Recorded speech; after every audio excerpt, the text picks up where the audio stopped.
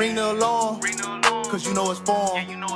Brody be bringing the thunder like he came equipped with a storm. All of that talking, no, it ain't gon' ride, boy, this ain't a cab. No, you ain't ready, I think you should really go back to the lab. Cause you gon' lose whoever you choose, fam, I'm gon' put up a 50. Whether he passing or running, it's getting dotty or sticky.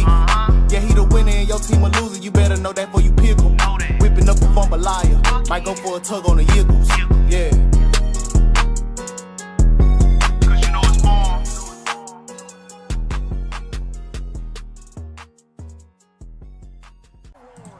What up, though? It's your boy Form. Before we get into this video, man, smash the like button because I got a good one on deck for you guys, man. So, how I knew about this opponent was Rain. You know, Rain vibing. Ooh, as you see the quality, take a quick dive real quick. YouTube low-key messes up the quality of your videos sometimes, bro. But yeah, so Rain and vibing in a Tolos. I think Eli Mack, TD Bear, a lot of people is in the group chat that I started last year for Madden 20, me and Rain, and it's a whole bunch of competitive players who are in the Madden head-to-head community. So we all in the group chat, you know what I'm saying? We talk and everything, and they kept bringing this dude up, Yowie Wowie. They kept saying that he might be like the toughest guy on Madden 21 and you know what I'm saying? His scheme, his offense is really good, etc. So I hadn't run into Famo yet. So I wasn't sure if it was him. So I had shot Rain a message and asked him as I blow a tackle right there. And he confirmed this was him. So your boy locked in. I locked in because it's one thing when you playing somebody, the quality fixed himself. It's one thing when you playing somebody and you find out, you know what I'm saying, how good they are during the game. It's another thing to know that this dude is tough before y'all play. And that's what this game was. I knew I had a game in, and if I didn't lock in for the game, I'd possibly get smoked. And whether or not I got smoked or not, this was going up on the YouTube. I had no plans on recording this game. I had already had content recorded, you know what I'm saying, for my next few videos. But the fact that I got matched up with this dude was all I needed to know as I play really good defense right there. And I get the sack. But he was like, his offense was so good, bro. King of the check downs, had all his reads. He was even able to get Marquise Goodwin at tight end, as you see right there. And that caught me off guard, even though that is not as OP as it used to be. Being able to get a wide receiver at tight end, it still has some benefits of how quick he's going to get out and run those routes. So for this formation specifically, I was in nickel normal because I've been messing around with some different things. As a lot of y'all know, 3-4 bear is one of my base formations, and then I've been messing around a lot with dime 2-3-6, which I really like. So, but this game I bopped out in nickel normal, man. And it was just because I had a really good feeling that if he was really tough, as people were saying he was going to have some good runs to keep me off balance. And he did. He had a really nice counter run. And then he had the whole inside zone RPO going too. So this is where, you know what I'm saying, you make your bones at, man, in the red zone. And y'all let me know, bro. Do receivers break too many tackles to y'all? Let your boy know down in the comment section, man. So, as you can see right here, like I tell y'all, this is where I make my bones at. I want to pick up your habits. Where do you like to go with the ball? Where do you stare down in the red zone? I see he hits me in the seams, so I take note of that. All right, cool. He likes the seams. You already know what I've been doing as of late in this offense, man. I've been running that thing. I had to burn a timeout right there because it motioned out Kittle. But this was the look he was giving me for a large portion of the game. And I should have cut that in, and I probably picked up good yardage, but I didn't. So he was giving me these type of looks, man. I'm like, okay, well, I don't think this guy's going to be adjusting much to the run. So I'm going to pound him with the rock. Like right here, 3rd and 7, you know what I'm saying? A lot of people like, oh, I got to call up a quick dot. No, I'm going to hit this check down and make this a 4th and manageable. I'm not going to force the ball upfield. I'm going to just hit the check down and then move on to the next play. I see him using a safety, so off top, man-to-man is what I'm thinking. Man to man is what I'm thinking. His responsibility was the corner route, hitting with a motion slant, and then boom, we off to the races 30 yards up the field. In the update today, because we were using a motion hike, the route switch to glitch out man defense, they patched that. And their way of patching it was you can no longer motion slant out of trips formations, as I get mini sticky right there and take it to the crib. So if you guys do know about some of the other stuff that came in the patch, man, please comment down below and let your boy know, because I'm very, very interested, as I thought I should have got a pick right there, but Cyprian didn't get back quick enough. So now I'm just lurking with my user, man. I'm starting to get an idea of what he likes to do. Right here, he goes to the screenplay, and I yank him up, and I take it home, Dylan home.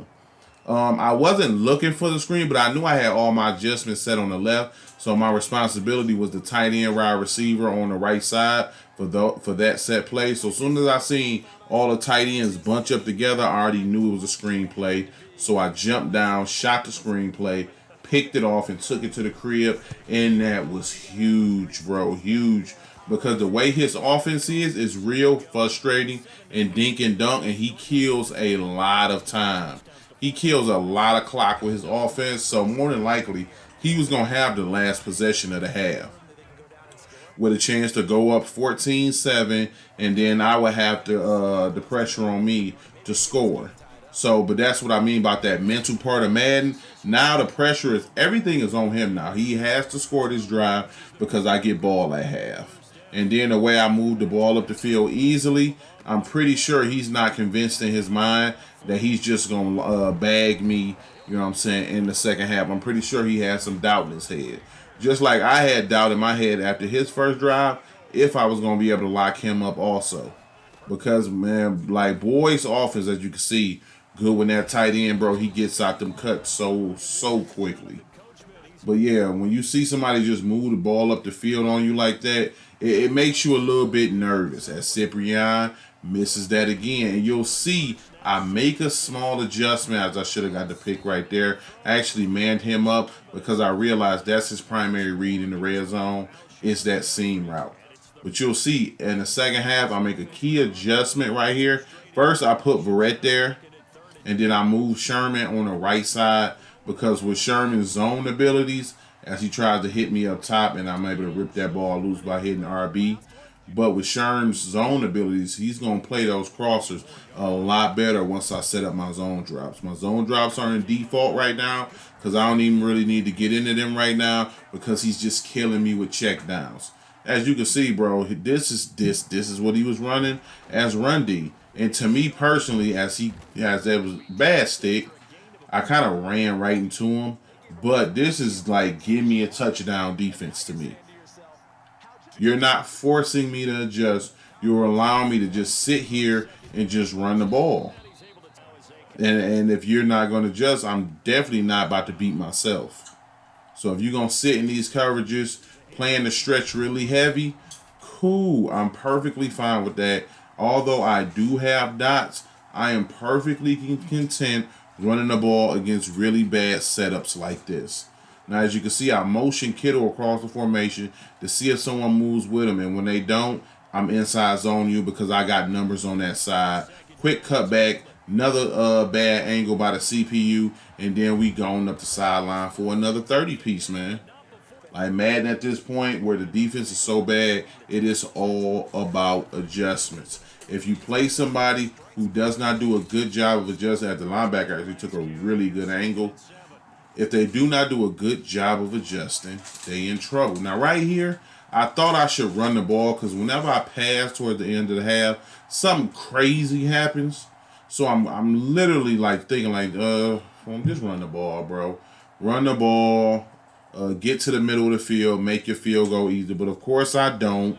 And then boom, Cox gets free, and I throw out the sack, and that could have easily been a pick six. And then that quickly, it would have put me behind the 8-ball. So I play it safe again because I low-key got bailed out. That pass came up short, and I just take my 3. I go up 17-10, and then I'm going to get ball at half. So I got a shot to try to put this game away. So right here, boom, I'm just going to run the ball up the middle, take my yards. If we're able to hold blocks, I'll have a nice cutback lane I feel like I could take that ball up with. Boom, again, run the ball. 50 does a really good job of filling that hole in. So now I got to pass, which I'm low-key I'm not too worried about. I know my tight offset extremely well. Right there, I missed my first read. I threw a dot, but he dropped it. So I'm like, of course, I'm going to go for it right here. He comes out in the same look I hit him with the inside zone in. So I want him to think I'm going inside zone so he can sell as many people to the run as possible. But I actually used that tight end apprentice to put him on a post route where I got my corner and my drag, and then I got a streak on the right side.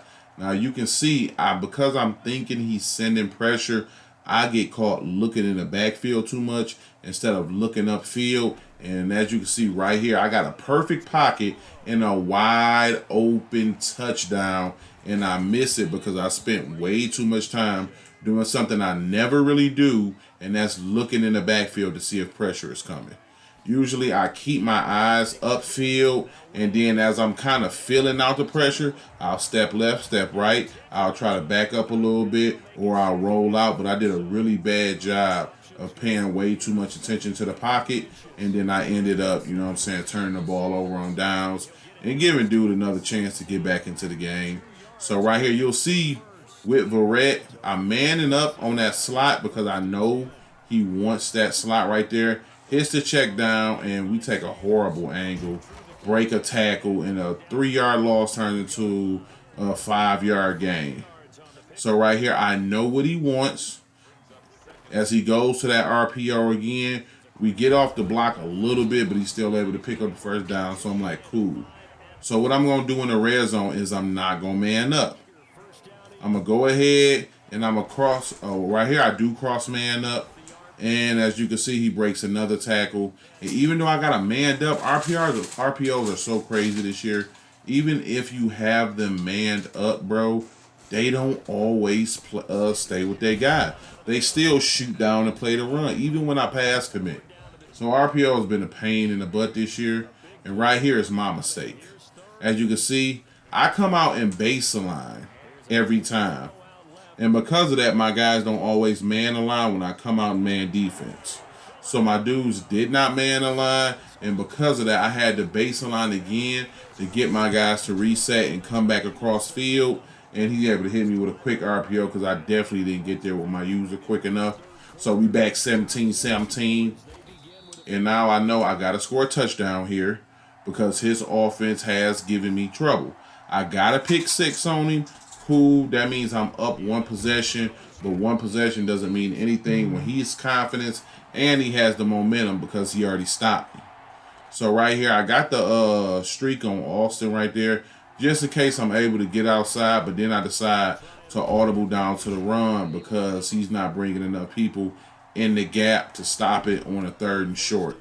And you would think on a 3rd and short, as I get loose and I goes to the crib. But you would think on 3rd and long, he would pack the box and then just have his certain guys manned up and then certain deep blues on the field, just not to get beat deep, but enough to stop the run because he's seen on those 3rd and short situations, I like to run the ball. But he didn't, so that played good for me, man. So as you can see right here, I'm continuously making my adjustments, trying to figure things out. Right there, I get stuck on Bosa, and he still throws it, but I'm able to jar that ball out. Like I told y'all, spam that RB when they catch it to try to rip it out. So right here, I'm about to mess with my zone drops. I put them at 25, and then I put my purples at 0 for that route from Marquise coming underneath. I want my guys to play at 0 so they stay around the line of scrimmage. And then hopefully we can get a pick off right there. He goes to the RPO. Of course, he breaks the tackle. Like, I don't like wide receivers are like running backs, bro. They they break so many tackles. But I'm going to live with it right now. You know what I'm saying? I'm in control. He has to drive 90-plus yards and get a touchdown. So right here, boom, I take that away. But then he hits his check down. And he gets the glitchiest juke I've seen this year. I don't even know if that was a juke. But cool. All right, cool. We got Cyprian. He's motioning again. So you'll see this time I get blocked immediately by his lineman, which lets me know I got to back up at least 5 yards off the line of scrimmage. I can't play too low or else them big boys going to come get me. Again, as you can see, I man up the RPO. I pass commit, and Verrett still does not play it. As OP as man is this year, you would think it would play RPOs really well, but it's super, super iffy, man. So again, boom, I jump to that side, and this time he does a really good job. He double slants this time. So I'm like, all right, cool. I don't show it to y'all, but I go back into my zone drops, and now I put my purples at, I think I put them at 10 yards. So I'm like, cool, I'll give down that little check down, no problem. And for whatever reason, bro, my user runs all the way left while I'm trying to come down on the right side. So I'm like, cool. I know where he wants to go with the ball. So this time I put Verrett in the yellow zone, in the hook zone, and I drop him, Cyprian, I'm sorry. And I drop him back in zone hooks. I play my zone hooks at 15 yards. So that's deep enough in the end zone where he'll play the seam route, and then I'm able to get the touchdown, and I take it to the crib for 6. Huge, huge momentum shift right there. Giving myself a 2-point possession and 14 points on defense, which is huge. All adjustments, like, you're not going to always completely bag somebody. But if you pay attention to the small details of the game, you can make just enough plays to whereas you can render a lot of what the work they did helpless. Like, it's a different type of feeling to drive all the way up the field and feel like you're in control, and then they make one adjustment to take away everything you feel like you did. Right there, I take away that post route and he hits the curl. Cool, good job. I'm not tripping about that.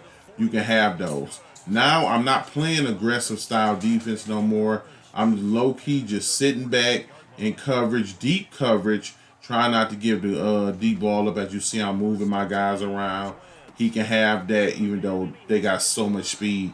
He turns nothing into something. But eventually, I'm going to grab one of those. As you can see, I go back, and now I put my curl flats on 5 so they play a little deeper on the slant. And then I didn't notice at the time that I didn't have Fred Warner in the game, who has a zone ability and is a really good zone linebacker. So now we're going to put those adjustments into play, and we're going to get our user on and see if we can lurk something. Right here on the left side, immediately I bail back right because I know Goodwin is on that side. So I yick up something nasty on the user alert, and he quits out, man. So we get us a nice win against one of the more tougher players in the top 100 who definitely gave me nothing but trouble with that offense, man. Shout out to Yowie Wowie, man. I hope you all enjoyed this gameplay. Appreciate y'all rocking with your boy, and I'll get at y'all later. We the hardest out, that's without a doubt, They been sleeping on us, but our time is now.